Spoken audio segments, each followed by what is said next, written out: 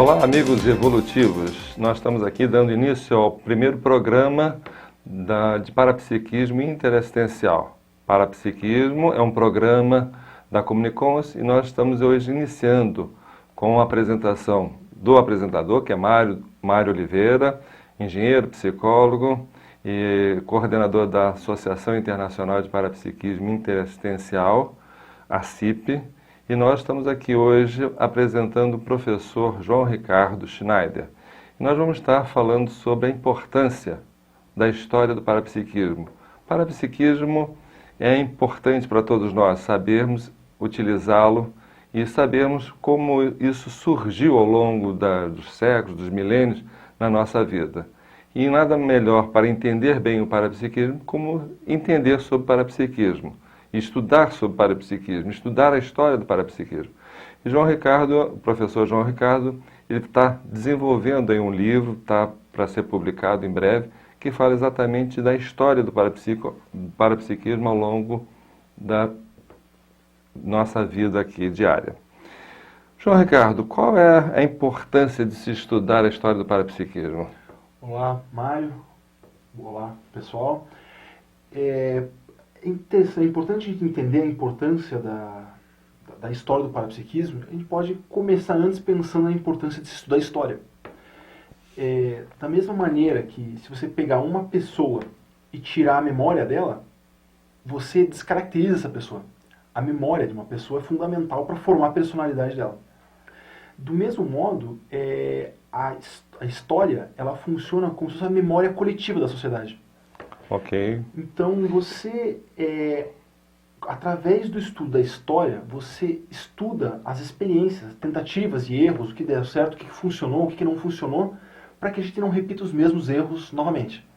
E a história também traz a identidade de um povo, né? Quer dizer, sim. Você pode ver a partir da história a identidade desse povo, o quanto ele está relacionado com esse parapsiquismo. Exato. A compreensão de um povo, você precisa entender as raízes dele, de onde ele veio, quais são toda a origem dos fenômenos sociais que acontecem.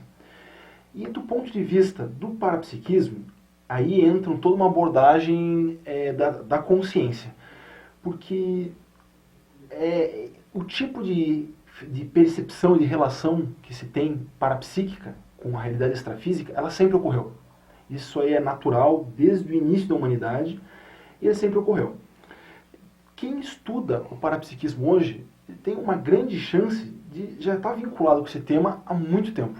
Porque antes o parapsiquismo era até valorizado dentro das sociedades primitivas. Sim, nas sociedades primitivas, desde as sociedades tribais, o parapsiquismo era algo natural. E ele tinha um cunho muito assistencial para o grupo que tinha aquele médium, aquele sensitivo. E esse sensitivo ele tinha uma predominância na assistência àquele grupo muito grande. Como é que isso funcionava? Você poderia nos dizer? Sim. O sensitivo nessas sociedades tribais, ele tinha um papel social muito importante. Ele trabalhava como, primeiro, curandeiro.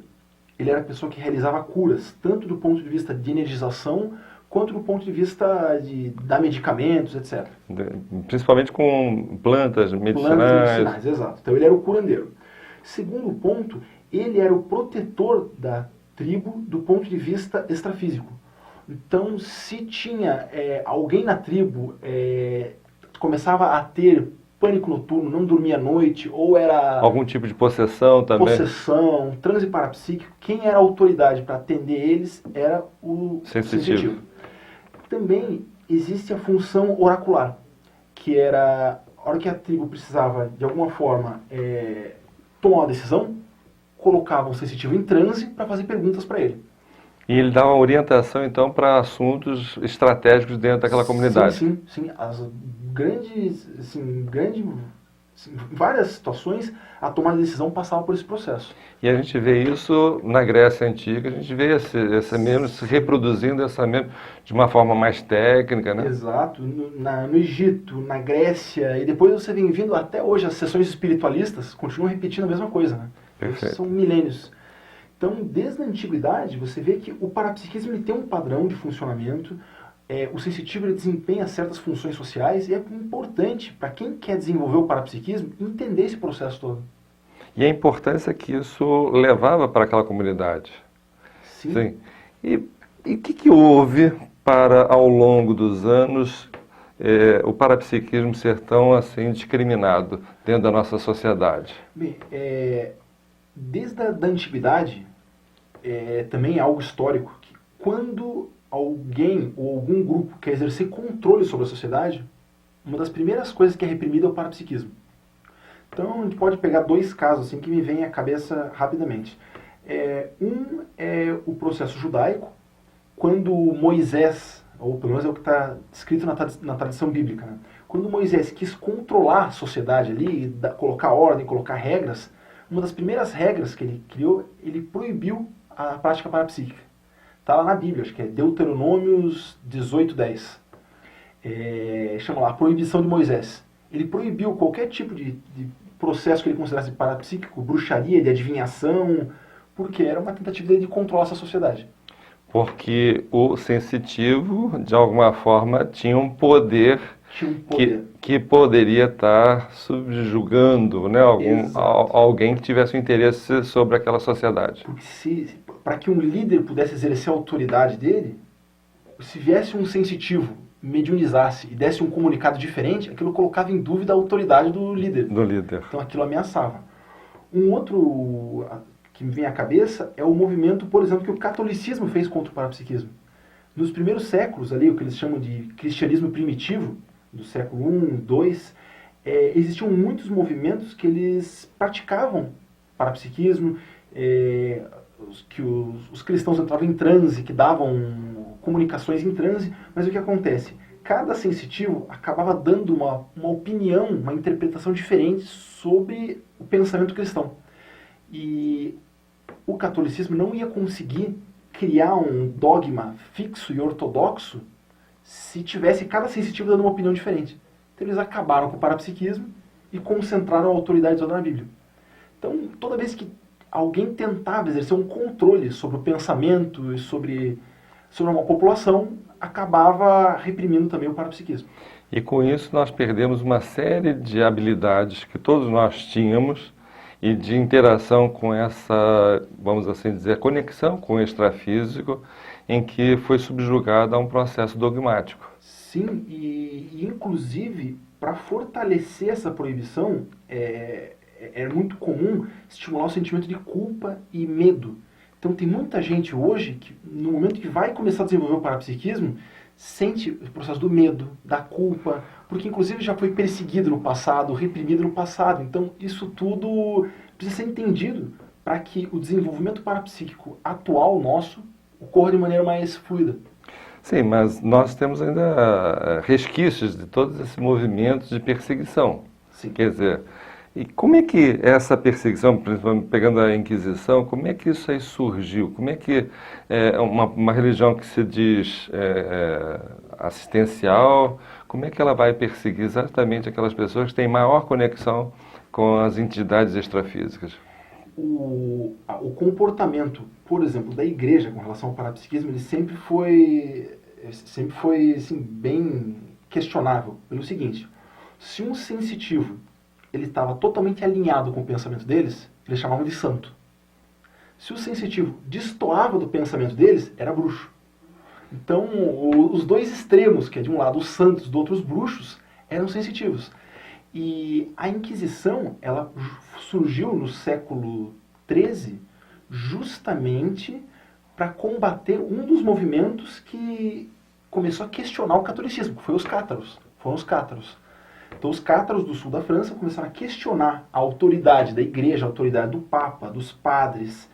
E a Inquisição ela foi criada justamente para calar eles. Mas por que eles foram assim críticos em relação a esse status quo? Por que os cátaros, o que eles viam nessas personalidades que estavam exercendo o poder para eles criticarem eles?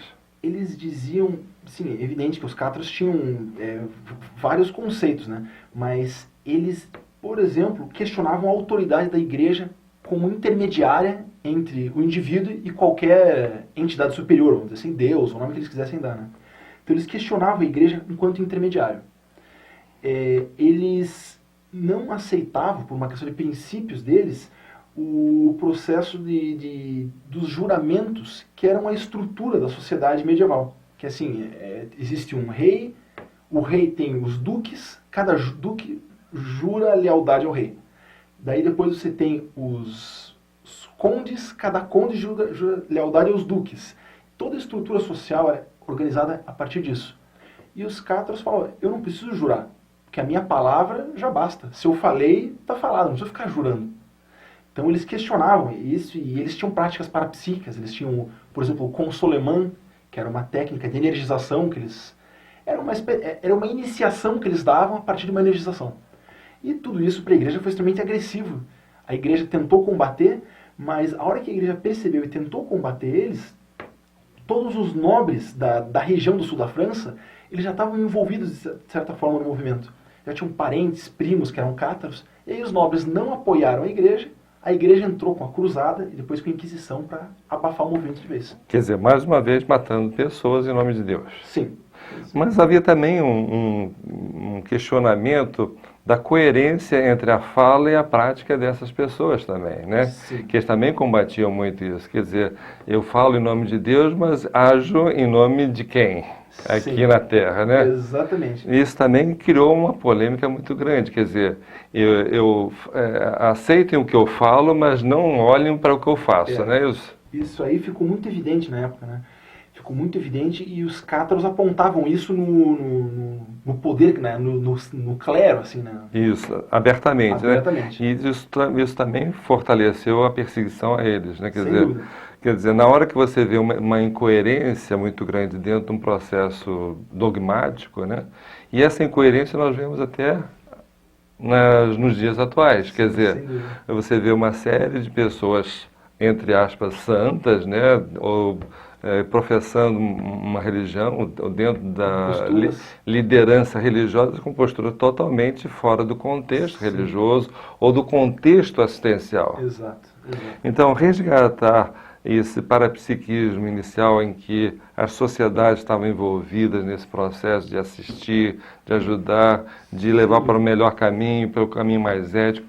Inclusive, tem a questão da Grécia, né, que foram as pitonisas foram as primeiras que libertavam os escravos.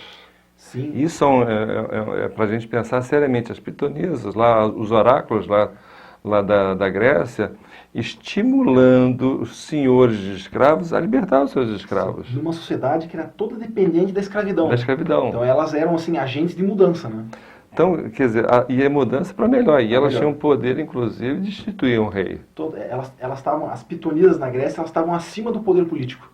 Então... Quer dizer, mas o objetivo delas sempre era assistencial. E outra, sempre calcado dentro dos fatos. Ou seja, tem os fatos colaborando com as percepções extrafísicas. Nunca dissociado, como nós vimos, por exemplo, no processo religioso, em que se matavam as pessoas, que se perseguia, não se ouvia, não queria ter o feedback. É o problema da ortodoxia ali, né? Você tinha um dogma absoluto que ninguém podia destoar dele. Então, ele compromete o processo parapsíquico, que ele não é algo que você pode controlar e colocar canga nele, né? E como é que nós podemos resgatar esse parapsiquismo? Como é que nós podemos estar... a história é um fato, mas como é que nós podemos estar desenvolvendo isso hoje, na nossa sociedade, resgatando a importância desse parapsiquismo, resgatando que cada um de nós possamos desenvolver essa habilidade que é inata em nós? Assim, os movimentos parapsíquicos, eles sempre tiveram essa... saber se adaptar e se inserir bem na estrutura de poder, porque quem tem poder se sentir ameaçado.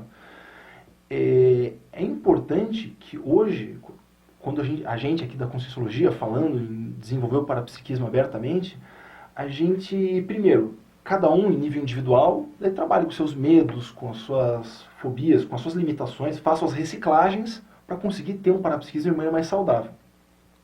Mas, do ponto de vista social, a nossa inserção social e a interação, o sensitivo, por exemplo, ele sempre foi visto como uma figura de autoridade e, de certa forma, vários deles utilizavam isso para manipular os outros.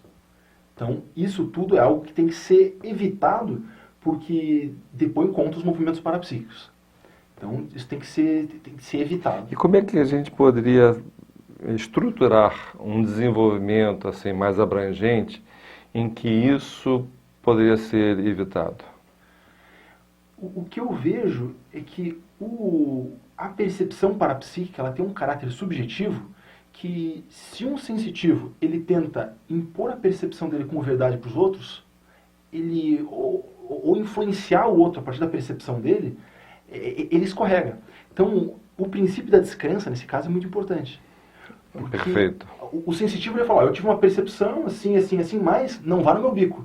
Quer dizer, não acredita em nada. Não acredita em nada. Tenha as suas próprias experiências. Isso. Ou seja, seja você o sensitivo. Exatamente, porque a hora que você estimula que cada um seja sensitivo, você acaba com as figuras de poder. Você está dando para que todos tenham a condição deles próprios serem sensitivos. E você cria uma democratização do fenômeno. Então, eu acho que o caminho é basear o processo no princípio da descrença. Para que você não tenha necessidade de crença, de você acreditar no outro, figuras de autoridade muito influentes sobre os outros. Então, eu vejo que o princípio da descrença é um dos pilares importantes e que a gente vem tentando implementar ele, mas sabe que vivenciar o princípio da descrença é um desafio, né? Porque as pessoas estão acostumadas a terem um pai que tudo dá, que tudo sabe, que tudo informa. Sim, que é mais cômodo, de certa forma. Que é muito mais cômodo, que é o que, de alguma forma, as igrejas apregoam. Sim, Ou sim. seja, há uma tendência muito grande. E há também o processo da escravatura, né, dentro da nossa sociedade, que espera que o presidente provenha todas as benesses necessárias, né? Quer dizer, há um certo comodismo de assumir a responsabilidade do seu desenvolvimento também, né? É um paternalismo, uma necessidade, um conforto que a pessoa sente em ter alguém cuidando dela, né? E outra, tendo um pai de santo que jogue energia, que tire os assédios dele, que faça o equilíbrio energético, eu não preciso trabalhar. Né? Quer dizer, eu fico na mordomia, né? Então você ter uma sociedade que use o parapsiquismo de maneira saudável é um desafio, porque ele vai exigir de todo mundo que cada um se desenvolva. Cada um se desenvolva. E a base disso, quer dizer, você vai ter que ter uma base ética, uma base cosmoética para lidar com isso. Porque todos nós vamos acabar sendo sensitivos e lidando numa sociedade, e essa sociedade tem que ser melhor. Sim. Se todos nós estamos percebendo exatamente a realidade do outro, a tendência é nós termos uma sociedade melhor. É por aí mesmo. E aí, como você disse, evidentemente a ética e a cosmoética vão ter que ser cada vez mais preponderantes, né? Porque... Agora, mas o que impede das pessoas quererem desenvolver esse parapsiquismo ou estarem muito atreladas ainda a um sensitivo, a um pai de santo, a um médio, para dar um espaço, para ajudar no desassédio? Por que isso ainda, na nossa sociedade, ainda é tão preponderante? Olha, o que a gente teria que avaliar é até que ponto as pessoas entendem e reconhecem as vantagens de você ser autônomo, de você ter autonomia do ponto de vista parapsíquico. Então, é importante que a gente utilize os espaços de comunicação que a gente tiver, cursos, palestras, livros, vídeos, o que a gente puder utilizar, para mostrar para as pessoas a vantagem que elas vão adquirir se tornando mais autônomas. Então, assumindo as rédeas do seu processo evolutivo, assumindo a sua tomada de decisão, puxando a responsabilidade para elas. Porque se tem um conforto que a pessoa tem por estar numa religião que ela é totalmente orientada, mas isso também é uma canga. Isso impede o crescimento dela. Precisa ser exposto e explicado para as pessoas os benefícios que ela tem em ser dona do próprio nariz dela. Mas isso também traz um desconforto para a pessoa, ou seja, ela tem que se responsabilizar por tudo que faz, por tudo que acontece. Sim, você vai ter o ônus, mas o bônus, isso tudo é a liberdade que você pode ter. Mas muitas pessoas têm dificuldade de lidar com a liberdade, até tomada de decisões. Muitas pessoas têm essa dificuldade. Sim. E aí? Como é que nós vamos ajudar essas pessoas? Pois é, então aí você vai ter que daí tratar cada caso individualmente, né? Vai ter que ver as dificuldades de cada pessoa, vai ter que analisar, mas sempre buscando construir um caminho para que a pessoa se torne mais interdependente, mais autônoma, mais dona das próprias decisões dela. O que a Conscienciologia pode estar oferecendo hoje para as pessoas que queiram desenvolver o parapsiquismo?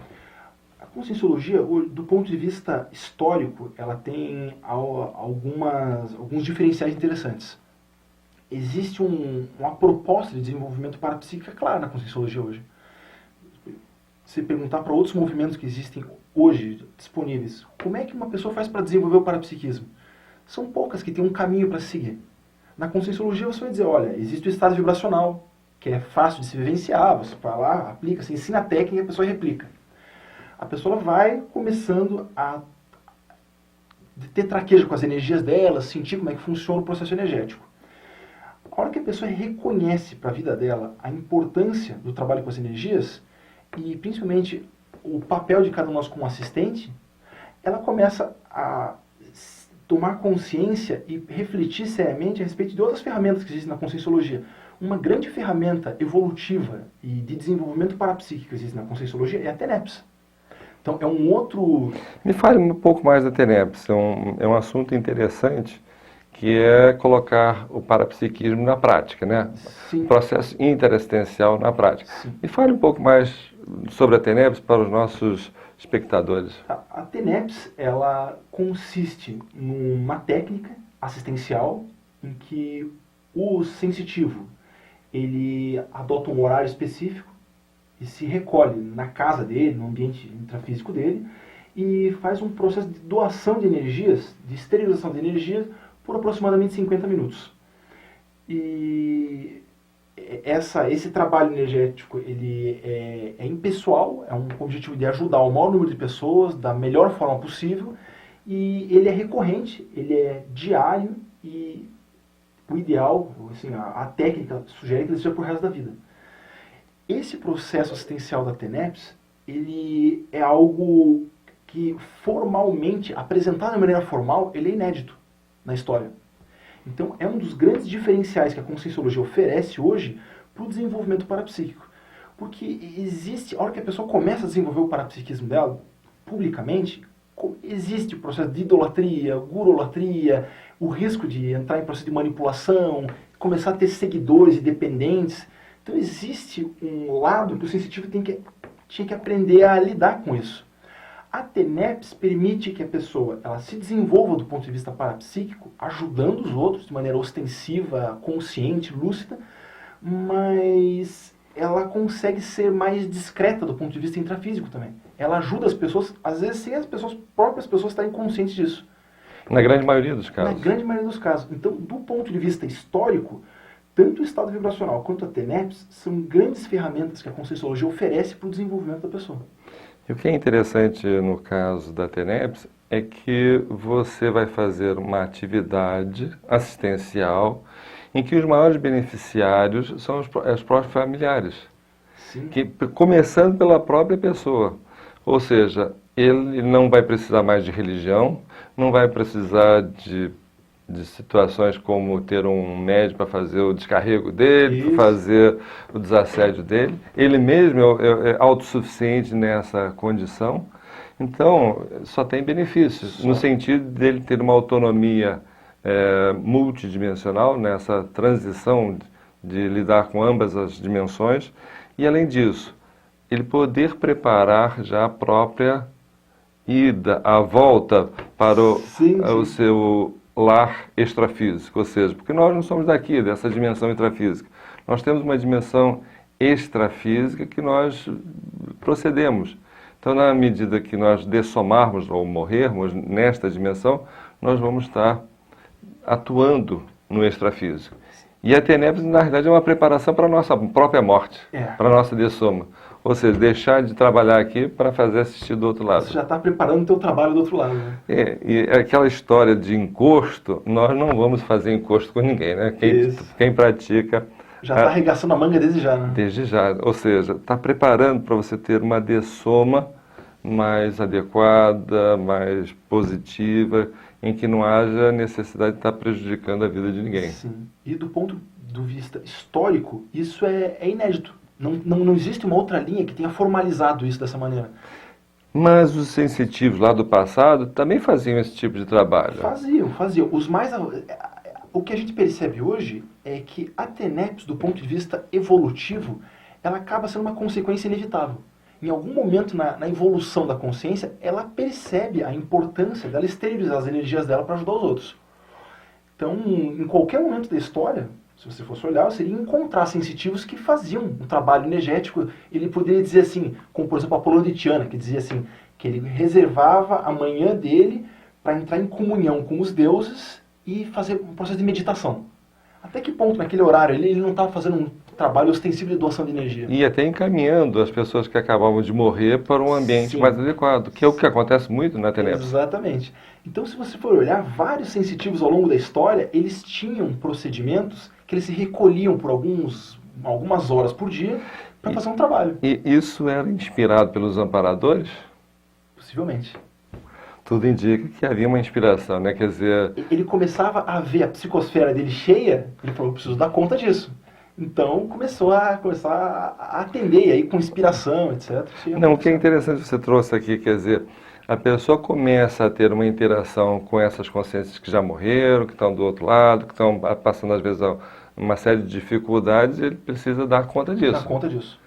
E muitas vezes você vê crianças, né, tem uma percepção extrafísica, tem terror noturno, não conseguem dormir porque estão vendo o vovô que acabou de morrer e está ali. Está ali.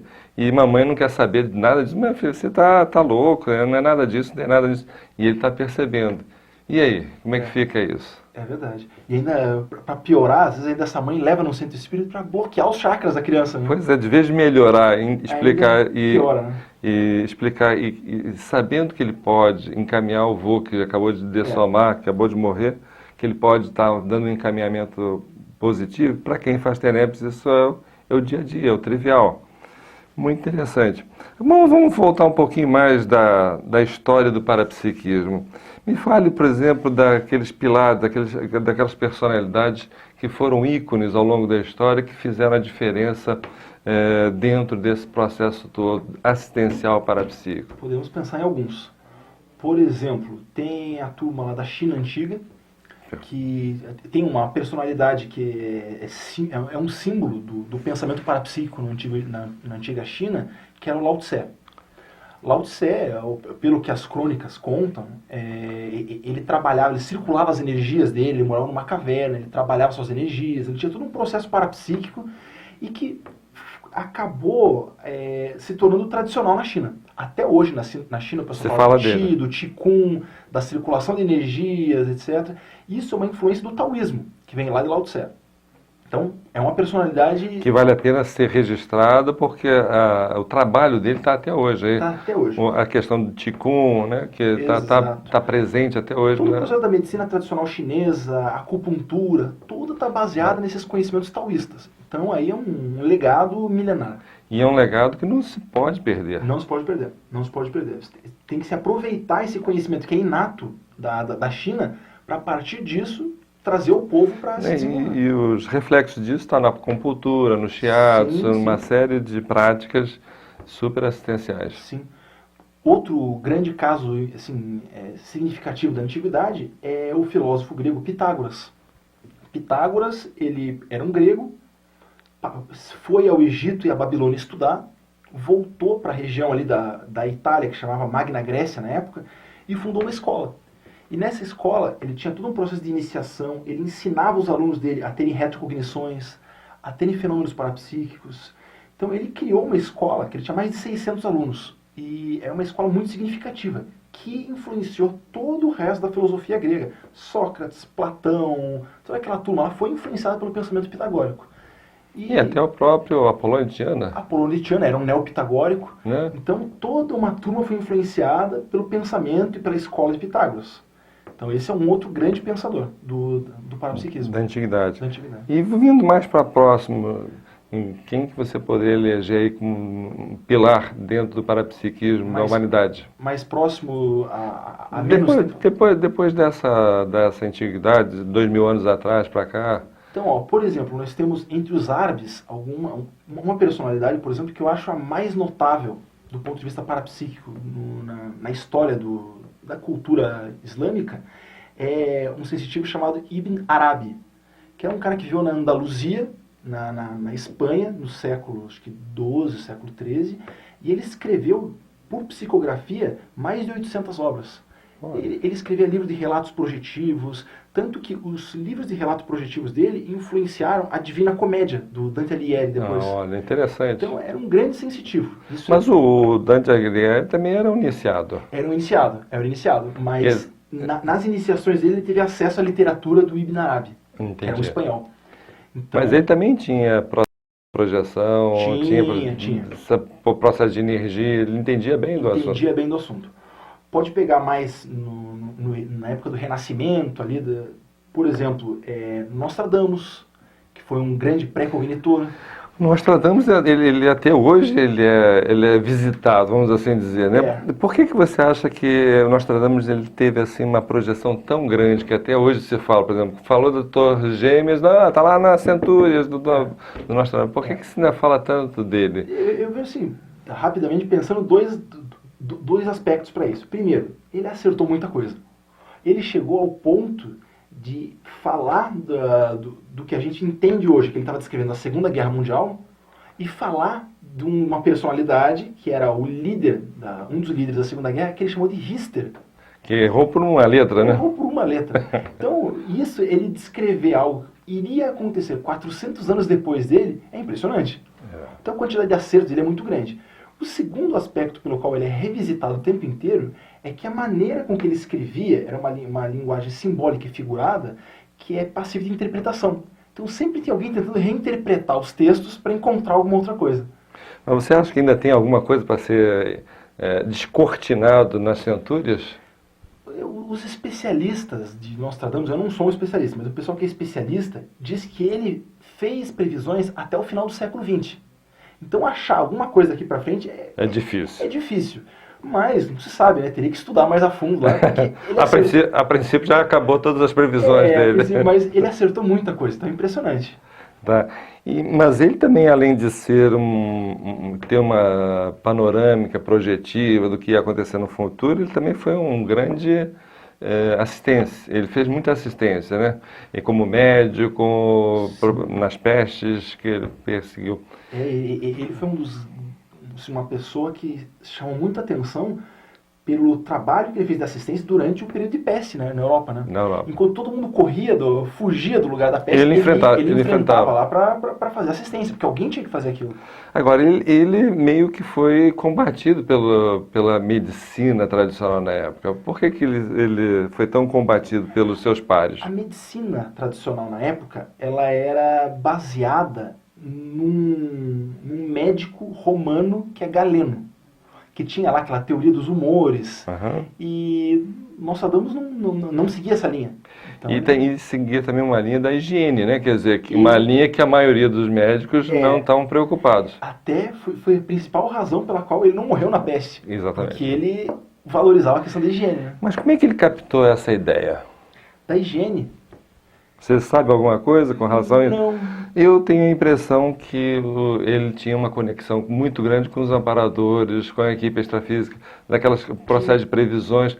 Nessas previsões, ele viu que o processo da higiene... Ele, pode ser, sim. Entende? Então, eu vejo que a importância do parapsiquismo também na questão da saúde, da medicina, o quanto isso está conectado, e hoje nós não trazemos isso para dentro da própria medicina, né? Sim. Nós renegamos isso. É uma ótima hipótese, porque o parapsiquismo é uma das melhores maneiras de você trazer ideias novas. Exatamente. É uma ideia que não era ventilada na época. E ele trazia ideias daquilo que ia acontecer no começo. Até que ponto ele não via também a evolução da própria medicina? Pode ser. E ele já está incorporando isso no seu dia a dia. Pode ser. Pode não ter tecnologia ainda daquilo que ele via, mas, por exemplo, que eu já posso fazer. Asepsia já posso fazer, tomar banho. A cada contato que eu tenho com alguém que está com peste, eu tomo um banho, me limpo, passo alguma coisa para me proteger. Isso, a princípio, para mim, isso tem a ver com a conexão que ele tinha com a realidade extrafísica, já que ele fazia isso regularmente, através lá da bacia que ele tinha lá, que botava os minerais, líquidos, plantas, né? Que, inclusive, o procedimento dele era muito parecido, o procedimento parapsíquico dele é muito parecido com o das pitonisas da Grécia. Exatamente. Uma inalação de vapor, né, que fazia com que ele entrasse em transe. Isso é interessante, quer dizer, Ele foi um ícone em termos de referências, em termos de pré-cognição, mas foi um ícone também na assistência, na medicina. E que ele era combatido exatamente pelas ideias avançadas que ele tinha, ele era combatido. Mais uma vez, aí o parapsiquismo aí ajudando e sendo mal interpretado.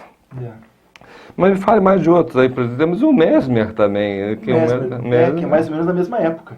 Mesmer, ele era um médico austríaco que tudo, pelo que se lê na literatura da época, ele era um ectoplasta. Então ele começou a atender pacientes, ele percebia que ele colocava a mão próximo e o sangue parava de jorrar. Ele começou a perceber algumas coisas assim. E ele, como não tinha nenhum referencial teórico na época, para entender isso, ele foi ler o que tinha se escrito na época do hermetismo. Ele foi ler Paracelso, etc. E ele acabou criando uma teoria do magnetismo animal. Ele dizia que todos nós temos uma espécie de magnetismo no corpo. Mas esse magnetismo é diferente do magnetismo do ferro imantado. Então ele chamou esse nosso magnetismo de magnetismo animal. E ele começou a perceber que no momento que ele impunha o magnetismo animal dele sobre outra pessoa, ele gerava efeitos. E esses efeitos poderiam ser positivos e, do ponto de vista dele como médico, terapêuticos. Então ele começou a atender as pessoas e curar elas através da energização.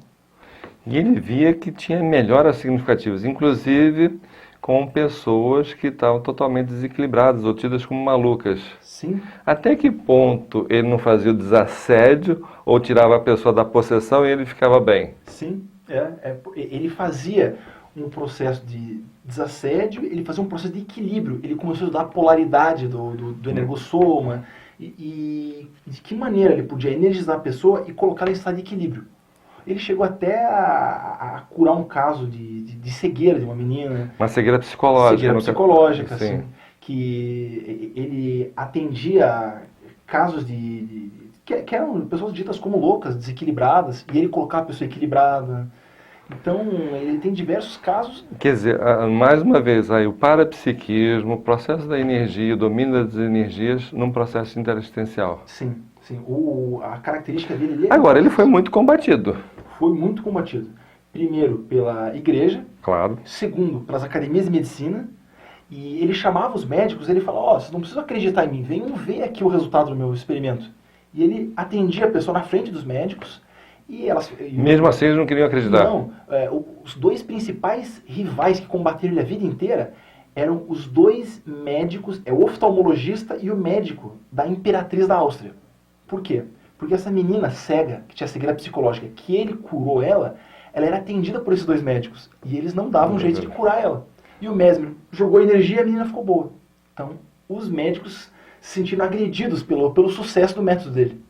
Então, ele era combatido pelos próprios médicos. Mas nessa menina, ele identificou a causa da cegueira e afastou a causa. Que era o pai. E os médicos não tinham coragem de fazer esse tipo de intervenção. Quer dizer, ele percebeu nas energias a atuação da influência desse pai sobre a menina, né? Sim. Agora, a confiança no parapsiquismo, a confiança nas energias, tomar uma decisão, enfrentar os seus pares, isso faz parte de todo o parapsíquico. Faz parte, porque ele está mexendo, ele está trazendo ideias novas. Então, e toda ideia nova assusta, é isso? Assusta, ameaça, desestabiliza o jogo de poder que existe. Então, para ser um sensitivo eficiente, você tem que ter um nível de ousadia, porque você vai captar a ideia nova. Se você não tem ousadia para colocar ela em prática... Mas o sensitivo, por exemplo, ele tem uma percepção aguçada, uma percepção que vai acima da média. Ele não acaba as pessoas ficando com medo dele, não? Também tem. Tem essa noção de que o sensitivo está lendo os pensamentos da pessoa, então ela se sente intimidada por aquilo. Mas por que a pessoa tem medo? Se ela pode também desenvolver isso? Sim, muitas pessoas não têm essa noção que pode desenvolver, mas a pessoa está querendo esconder alguma coisa, né? É algum comportamento dela que ela está querendo esconder, né? Então entra aí a questão da cosmoética novamente. Sim. Ou seja, se eu estou querendo esconder alguma coisa... Não está sendo ético. Não está sendo ético, ou seja, e não estou querendo interagir e aprender também a lidar com essa situação. Sim. Ou seja, aquela situação de cavalheiros. Olha, eu finjo que eu não te vejo, as tuas mazelas, e finge também que não me vê nas minhas dificuldades. É um acordo de bandido. Né? É um acordo, entre aspas, de cavalheiros, que não leva a lugar nenhum, né? É isso aí. Que na medida em que o outro está percebendo e há uma interação e todos nós possamos ganhar com isso e nos tornarmos pessoas melhores, por que não? Sim. Por que não enfrentar essa situação? Exato. Por que não desenvolver esse parapsiquismo? Por que não desenvolver o processo da assistência o tempo todo? Mas me fale hoje, dentro da Conscienciologia, quais são os recursos dentro da Conscienciologia que as pessoas podem procurar? Tipo instituições, trabalhos, oficinas, o que nós podemos estar interagindo ou oferecendo para os nossos amigos evolutivos? Na Conscienciologia hoje, o parapsiquismo é uma das principais ferramentas de pesquisa e de trabalho. Então, existem várias instituições que oferecem recursos nessa área. Por exemplo, o CIAEC, aqui em Foz do Iguaçu, ele tem o acoplamentário, que é um curso para desenvolvimento parapsíquico, tem dinâmicas parapsíquicas que ocorrem regularmente, o IIPC, ele tem atividades como, por exemplo, o ECP2, laboratórios de técnicas energéticas, tem atividade, por exemplo, a ACIP, ela vai ter o curso 40 manobras. Isso que é um curso extremamente prático para as pessoas desenvolverem o seu parapsiquismo e fazerem abordagens assistenciais, né? Que inclusive é o professor Mário que aplica esse curso, que dá esse curso, está fazendo a nossa merchandising aqui. Em fevereiro agora nós vamos estar dando esse curso e nós damos em várias capitais do Brasil. Então eu vejo assim que a Conscienciologia hoje, ela dá ferramentas para que a pessoa se desenvolva. Aí basta ela querer e ela se... Ter motivação para desenvolver. Sim. Mas eu vejo também o seguinte, que a pessoa também precisa ter coragem para desenvolver o parapsiquismo. Sim. Porque ela começa a se ver também ao longo da N vidas que ela já teve. Tanto nas suas mazelas, quanto nas suas virtudes. Quanto nos aspectos mais negativos, quanto nos aspectos mais positivos. Botar um aspecto positivo que ela foi exercitada ao longo das vidas, às vezes traz um aspecto negativo também, né? A reboque, que precisa ser trabalhado. Mas não temos saída. Se não é nessa vida que a gente for desenvolver o parapsiquismo, vai ser na próxima. Vai ser na próxima. É inevitável. É inevitável. Senhores, nós vamos aqui estar finalizando nossa apresentação. Nós vamos estar regularmente trazendo outras personagens, outros professores, para estarmos falando de parapsiquismo. Maiores informações, entrar em contato com a Comunicones, com a CIP, que nós possamos estar dando alguma informação que seja mais adequada, mais precisa para as necessidades de cada um. Até a próxima.